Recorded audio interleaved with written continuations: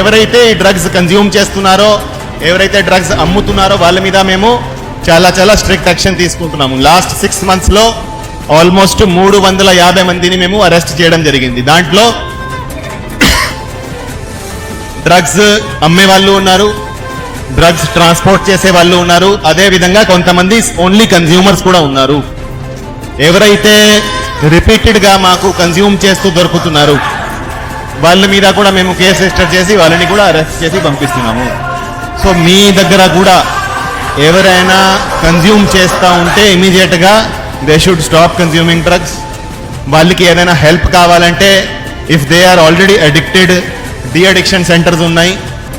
So Guntur జీజీహెచ్లో మంచి de addiction centre ఉంది, అదేవిధంగా కొన్ని ప్రైవేట్ డి అడిక్షన్ సెంటర్స్ కూడా ఉన్నాయి. మీరు డి అడిక్షన్ సెంటర్కి వెళ్తే ఖచ్చితంగా మీరు దాని నుంచి బయటికి రావచ్చు.